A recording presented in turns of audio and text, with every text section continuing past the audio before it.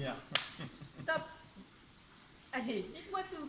Comment vous vous appelez? Alors moi je m'appelle Manuel Rodriguez. D'accord. D'accord. Je suis agriculteur de base Oui. et passionné de jardin. Voilà. Et cuisinier. En plus, oui, base de cuisinier qui est devenu agriculteur et qui aime le jardin et donc passionné par la génétique. Et puis voilà. Et vous avez créé une société pour développer tout ça. Voilà. Des milliers et des milliers de sauges. Expliquez-nous. Alors voilà, la sauge, vous avez une dizaine de variétés connues par le grand public. Oui. Par les personnes averties, vous en avez une trentaine qui sont réparties dans le monde un petit peu. Alors dans la sauge, il y a 900 variétés botaniques. Oui. Celle-ci, c'est une des variétés qui est Microphylla gregi, qui est croisée entre elles, est devenue un hybride. Et cet hybride, aujourd'hui, on arrive à avoir des couleurs de folie, quoi, à l'infini. Parce que je suis créateur de variétés. Oui. Et parce que cette plante est originaire Mexique, Arizona, des régions un petit peu arides.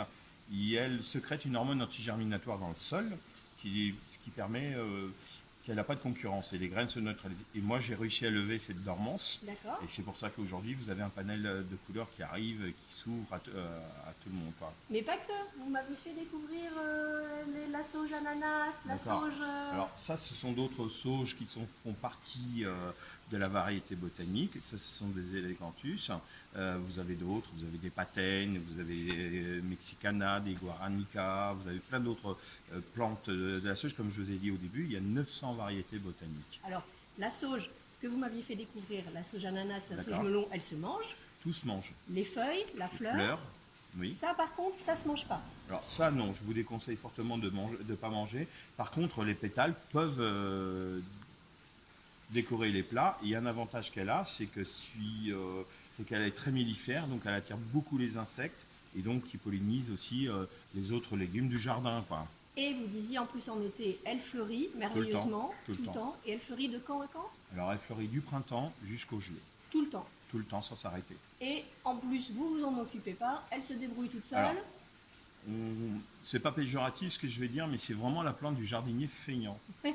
Donc il ne faut pas un bac plus 10 pour s'en occuper. Une fois qu'elle est implantée, elle fleurit tout le temps. On peut partir, elle résiste très bien à la sécheresse puisqu'elle vient des zones arides. Oui. Donc il n'y a pas de souci là-dessus. C'est vraiment la plante du jardinier, entre guillemets, feignant. Vous la taillez une fois au printemps? Alors on la taille toujours au printemps, jamais à l'automne. Beaucoup de gens le font parce qu'elle supporte très mal l'humidité. Et donc un stress de taille va lui faire passer mal l'hiver. Donc toujours à sève montante, toujours. D'accord. Et là, vous avez combien de variétés de couleurs? Alors là, vous avez ici, je pense qu'il y a à peu près 130 variétés, oui. Qui se mélangent, qui vont... Alors, qui se mélangent, oui, parce qu'on les taille suivant, mais après, on les regroupe par plaques, et elles sont par couleur. Là, c'est parce que, elles sont taillées suivant les expositions que je fais, pour pouvoir que les gens puissent en profiter, parce que nous,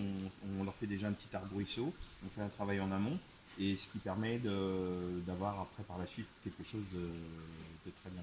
Donc là, vous êtes hébergé dans les serres de Saint-Hilaire, qui est un lycée agricole de Langueux, donc dans les Côtes-d'Armor. Voilà. Et bientôt, vous ferez toutes les foires. Et les prochaines foires que vous faites, c'est quoi? Alors, je fais toutes les foires, oui. Je fais ce que je peux déjà. Donc là, par exemple, début septembre, on va faire Nantes, la Bordésière, les Foraliers. La Bordésière, à Montlouis-sur-Loire, oui. Ça, c'est début septembre. Vous ouais. avez, dans le 78, vous allez avoir... Les Mureaux. Draveil, qui suit derrière. Mais vous avez aussi en Bretagne Lannion. Il y a Lannion, oui. Il y a en Bretagne, on fait Saint-Brieuc, on fait Plédel, on fait Paimpol, on fait plein d'expos, on fait Vannes. Et pour ceux qui n'ont pas la chance de vous voir sur un marché pour acheter vos fleurs, comment ils font pour les trouver? Alors, pour l'instant, il y a un site qui est en construction, mais voilà, manque de temps. Et puis bon, voilà, mais ça va venir. Eh ben, on mettra toutes vos coordonnées sur les différents réseaux.